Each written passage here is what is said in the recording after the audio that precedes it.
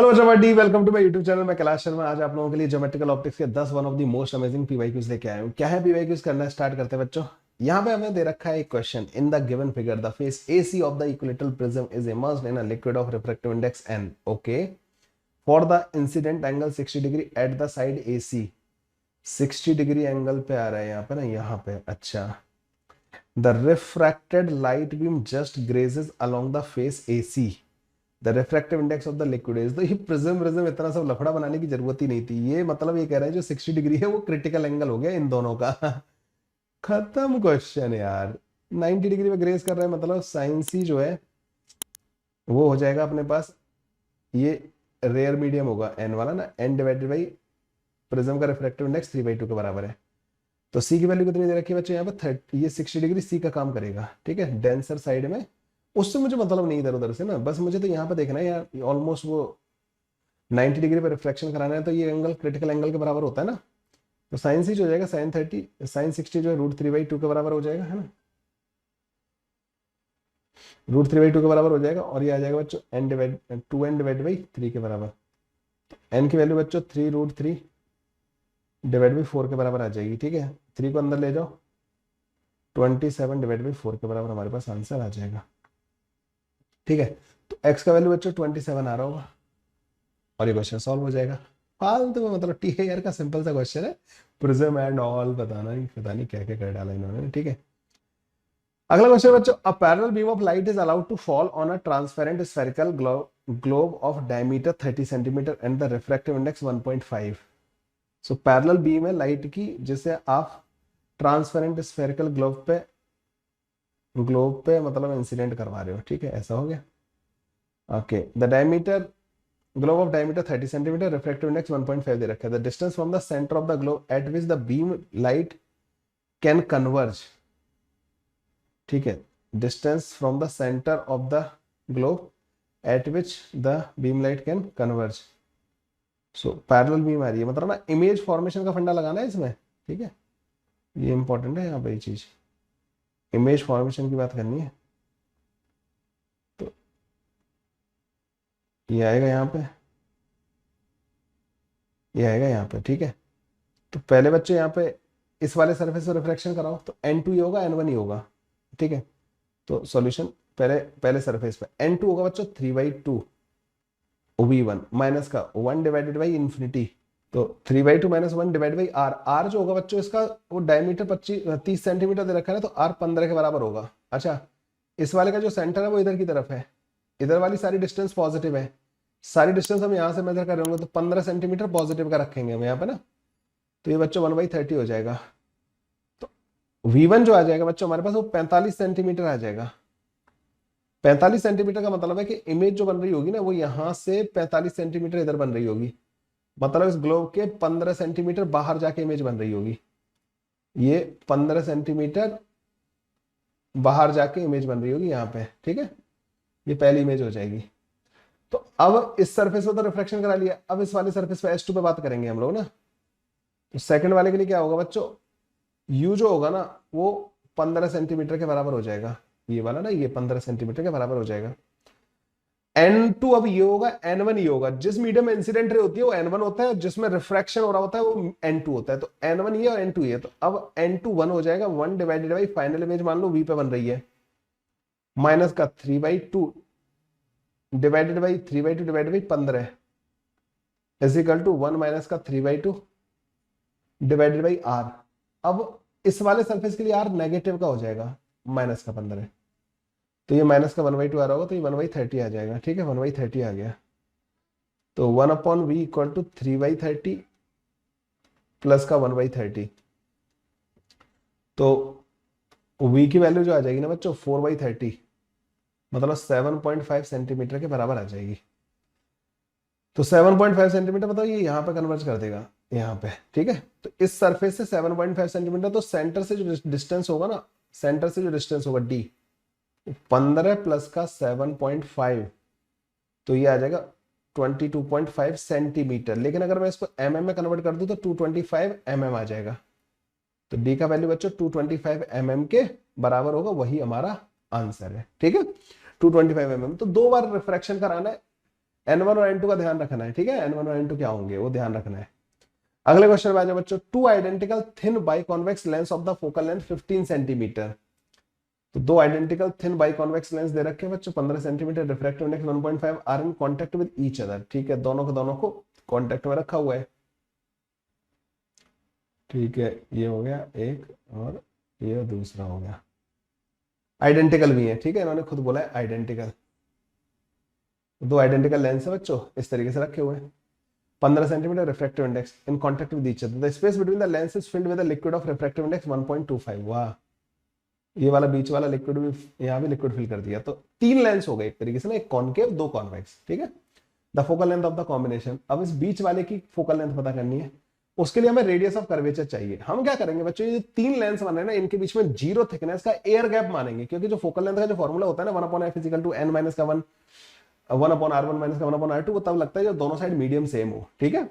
ये वाला जो फॉर्मूला होता है ना किसी भी लेंस की फोकल लेंथ का 1/f equal to n minus का 1/r1 माइनस का 1/r2, ये फॉर्मूला तब लगता है बच्चों जब दोनों साइड मीडियम सेम हो, एयर हो, है ना, एयर होनी चाहिए। तो मैं क्या करूंगा बच्चों, यहाँ पे तीन लेंस जो है ना उनके बीच में 0 थिकनेस का गैप मान लूंगा, 0 थिकनेस का एयर गैप मान लो, तो तीन लेंस देखेंगे, कॉन्वेक्स, बीच में फिर कॉनकेव और फिर एक कॉन्वेक्स, ठीक है। तो हम पहले कॉन्वेक्स लेंस की फोकल लेंथ हमें दे रखी है 15 centimetre is equal to n, उसका रिफ्रैक्टिव इंडेक्स बच्चों में 3/2 दे रखा है, 3/2 माइनस का 1, और इक्वी कॉन्वेक्स से होता है ना तो बच्चों 1/r माइनस का 1/-r, तो इसकी रेडियस ऑफ कर्वेचर हमारे पास आ जाएगी बच्चों, r की वैल्यू जो आ जाएगी ना वो 15 सेंटीमीटर के बराबर आ जाएगी, और दोनों लेंस आइडेंटिकल है तो दोनों सरफेस की रेडियस 15 सेंटीमीटर के बराबर होगी। तो ये जो लेंस है ना बच्चों, इसकी जो रेडियस है ना, ये वाली रेडियस वो 15 सेंटीमीटर के बराबर आ गई, तो f2 जो आएगा ना 1/f2 वो आएगा बच्चों, इसकी रिफ्रैक्टिव इंडेक्स कितनी है बच्चों, ये दे रखी 1.25, मतलब 5/4, तो 5/4 माइनस का 1, हमने दोनों साइड इसके एयर मानी है, 1/r1, अब इसका जो r1 होगा ना वो नेगेटिव का होगा, ठीक है, तो 1/-15 माइनस का r2 जो होगा वो पॉजिटिव का होगा। जैसे मान लो अगर मैं लाइट इधर से मानूं तो सेंटर C1 इधर होगा और C2 इधर होगा, ठीक है, तो सेंटर C1 इधर होगा डिवाइड बाई 1/15, ठीक है, तो यहाँ पे आ जाएगा बच्चों हमारे पास 1/4 इंटू माइनस का 2/15, तो F2 जो आ जाएगा ना बच्चों हमारे पास वो माइनस का 30 सेंटीमीटर आ जाएगा, F2 माइनस का 30 सेंटीमीटर के बराबर आ गया। तो focal length of the combination जो होती है ना 1/f इक्विवेलेंट जो होता है वो 1/f1 plus 1/f2 plus 1/f3 होता है, तो 1/f1 this 1/f2 this plus का 1/f3 15, ठीक है। तो 1/f इक्विवेलेंट जो आ जाएगा ना बच्चों हमारे पास 2/30 2/30 4/30 माइनस का दिस, तो 3/30, तो 1/10 के बराबर आ जाएगा, तो 10 centimetre will be the equivalent focal length and this will be the answer to this question. यार ये तो काफी लेंथी नहीं हो गया, पर जेईई मेन वाले मतलब इसमें न्यूमेरिकल वैल्यू टाइप में मतलब इस तरीके के क्वेश्चन दे देते हैं, है ना। अच्छा था, बढ़िया लगा, ओके।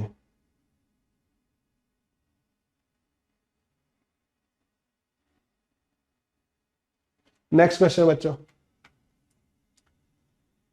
अगले वाले क्वेश्चन पे आते हैं। A ray of light is incident at an angle of incidence 60 degree on the glass slab of the refractive index √3. After refraction, the light ray emerges out other parallel space and lateral shift between incident and the emergent ray is 4√3 centimeter. The thickness of the glass slab कितना होगा ये पूछ रहे हैं हमसे ना, glass slab का thickness कितना होगा, दे आर आस्किंग दैट। तो यहाँ पे बच्चों क्या करते हैं हम लोग, ऐसे भेजेंगे, फिर हम इसको ऐसे भेजेंगे, मुझे फॉर्मूला याद नहीं है, ठीक है, इसलिए मतलब मैं इसको ऐसे सॉल्व कर रहा हूँ। और दूसरा काम क्या करते हैं कि इसको हम ऐसे बना देते हैं, ठीक है, 1 मिनट लगती है वैसे ना फॉर्मूला वो करने में, डेराइव करने में। तो लेटरल शिफ्ट जो होता है ना वो ये होता है, ठीक है।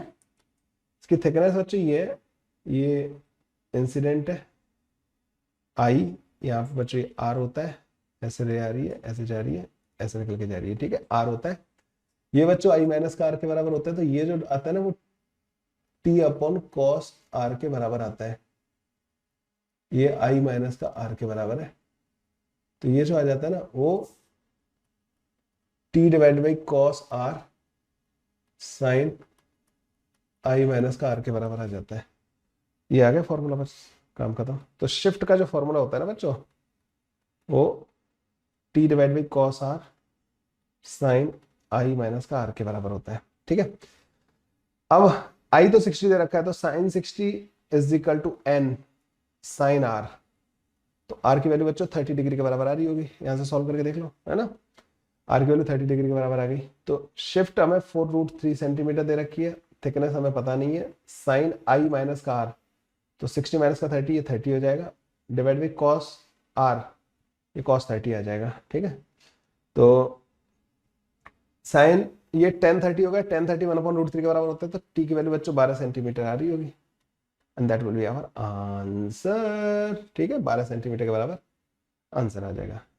अगला क्वेश्चन बच्चों, a light ray is incident at an incidence angle θ1 on the system of the two plane mirror M1 and M2 having an incidence inclination 75 degree between them as shown in the figure. After reflecting from the mirror M1, ठीक है, it gets reflected back by the mirror M2. तो बच्चों ये M2 mirror से दोबारा reflect हो रही है with an angle of reflection 30 degree. The total deviation of the ray will be, तो इन्होंने कुछ नहीं बताया इसके बारे में। ये यहाँ पे आई, ओके, ये फिर यहाँ से कुछ यहाँ गई, और फिर यहाँ पे जाने के बाद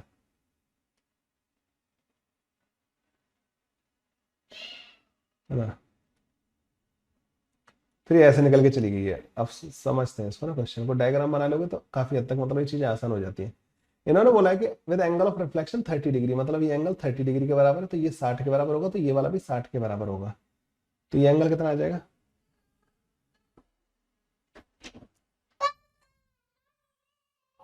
what day, holiday, you are enjoying your holiday, no I am not coming, okay you enjoy holiday.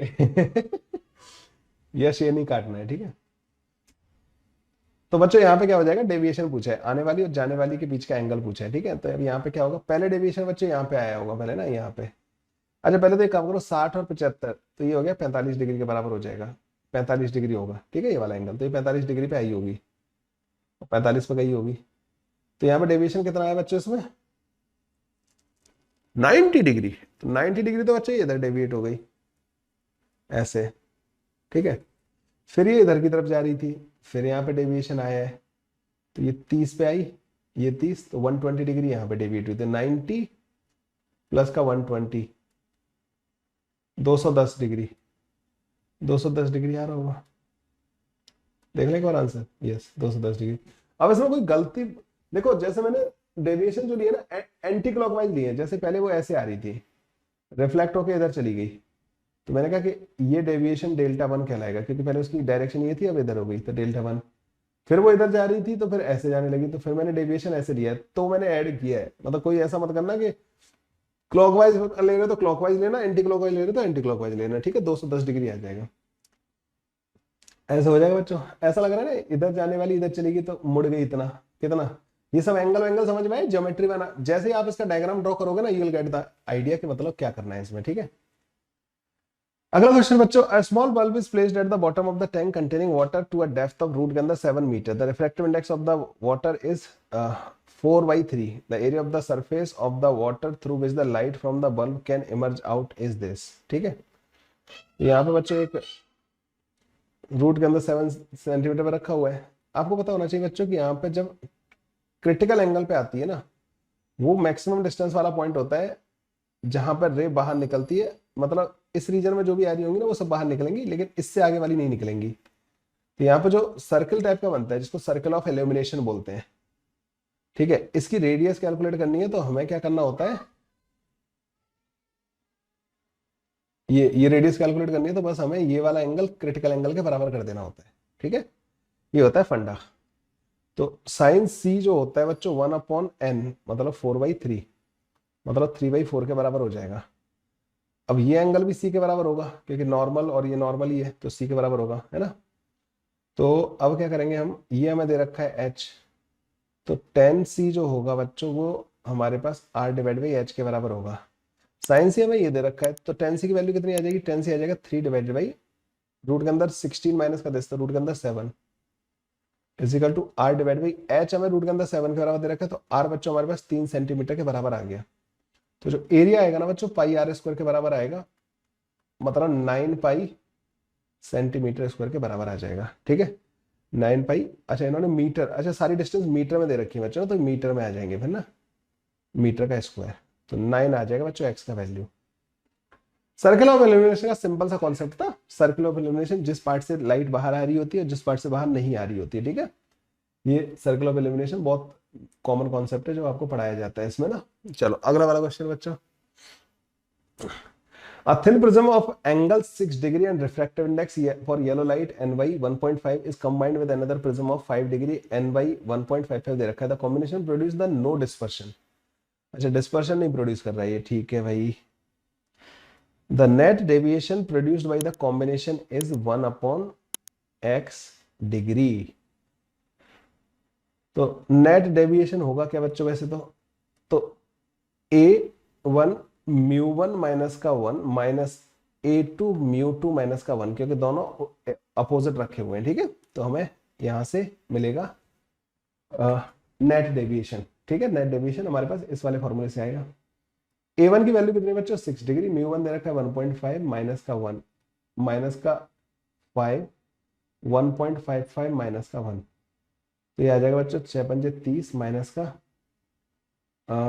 0.55, तो 55 25 55 25 27, तो डेविएशन जो आ जाएगा बच्चों वो 0.25 डिग्री के बराबर आ जाएगा, मतलब 1/4 डिग्री के बराबर आ जाएगा। तो x का वैल्यू बच्चों 4 आ रहा होगा।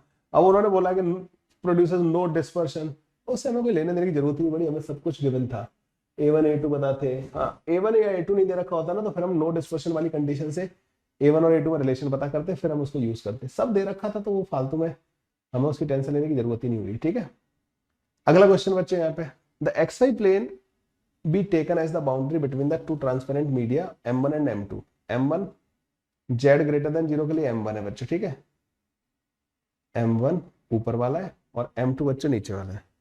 इसकी रिफ्रैक्टिव इंडेक्स बच्चों √2 दे रखी है। z लेस देन 0 के लिए रिफ्रैक्टिव इंडेक्स बच्चों √3 दे रखी है। A ray of light travelling in this, इस वाले मीडियम में आ रही है, along the direction 4√3 I cap, तो हमने z ऊपर की तरफ माना है। ठीक है, x इधर की तरफ मान ले रहा हूं, तो y किधर होगा बच्चों, y अंदर की तरफ होगा। ठीक है, y अंदर की तरफ होगा, x क्रॉस y z की डायरेक्शन होनी चाहिए ना अपन को। ठीक है, ओके, तो एक रे आ रही है बच्चों यहाँ पे, ये k कैप डायरेक्शन में भी है। ठीक है, incident on the plane of the separation, the value of the difference between the angle of incidence in m1 and the angle of refraction in m2। तो i माइनस का r की वैल्यू पूछ रहे हैं आपसे ना, ये r माइनस का i की वैल्यू पूछ रहे हैं, तो मतलब r पता होना चाहिए आपको और i पता होना चाहिए।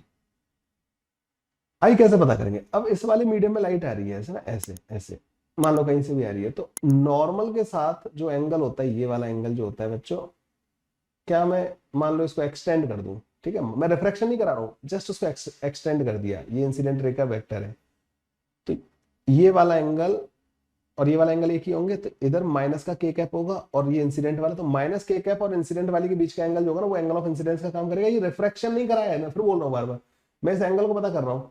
आप बोलोगे सर आप के कैप और इसके बीच में क्यों नहीं लिख सकते, देखो एंगल जब डिफाइन करते हैं ना, तो दोनों वेक्टर हमारे टेल टू टेल होने चाहिए, तो उनके बीच का ये छोटा एंगल जो है एंगल बिटवीन वेक्टर कहलाता है।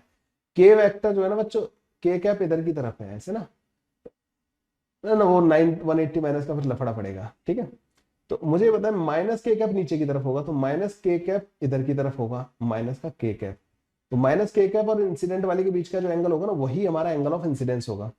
सो बच्चों क्या आपको कोई फॉर्मूला पता है एंगल पता करने का दो वेक्टर के बीच में, cos I equal to this vector dot that vector, तो माइनस का के कैप का इसके साथ डॉट करो, तो माइनस का के कैप का डॉट करोगे तो 5 आ जाएगा, दिस डिवाइडेड बाई के कैप वाले वेक्टर का तो मैग्नीट्यूड 1 के बराबर है, इसका मैग्नीट्यूड कितना आएगा, this square plus this square, तो 16 48 और 27,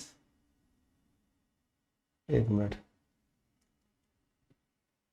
16 48 और 9 27, 48 और 27 कितना होगा, 75 और 25 100, इसका मैग्नीट्यूड 10 के बराबर हो जाएगा, तो ये 1/2 के बराबर आ जाएगा, मतलब आई की वैल्यू आपके पास 60 डिग्री के बराबर आ गई।